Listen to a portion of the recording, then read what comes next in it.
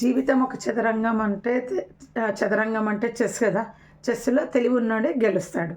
మరి అదృష్టవంతుడు ఎవడు అని పాములపటం ఆడతాం కదా మనం అందరము, స్నేక్ అండ్ ల్యాడర్స్.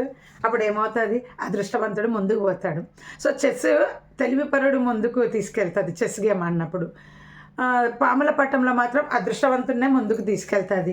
ఇంతకీ ఇప్పుడు ఇక్కడ బతికేది ఇద్దరు ప్రపంచంలో ప్రశాంతంగా, తెలివిపరుడు తర్వాత అదృష్టవంతుడు. మిగిలిన వాళ్ళందరూ కర్మజీవులు అనమాట. ఇది నా ఫీలింగ్. ఎందుకంటే నువ్వు మంచోడివి అనేది ప్రపంచానికి అవసరం లేదు, నువ్వు చెడ్డోడు అనేది అవసరం లేదు. నువ్వు బ్రతకాలి అంటే నువ్వు అదృష్టవంతుడు అయినా ఉండాలి, తెలివిపరుడైనా ఉండాలి. లేదా మనం ఈ రెండు మన వెంట ఉండాలి అంటే మన కర్మ నిర్ణయిస్తుంది. నాకు ఇప్పుడు ఈ ఆలోచన వచ్చింది, చెప్పాను. ఎందుకంటే నేను ఎంతోమంది చేతిలో మోసపోయాను.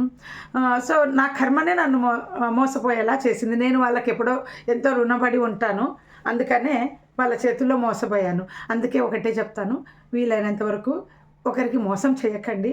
పిడికెడు అన్నము తిన్నా కానీ మనము ప్రశాంతంగా బతుకుదాము.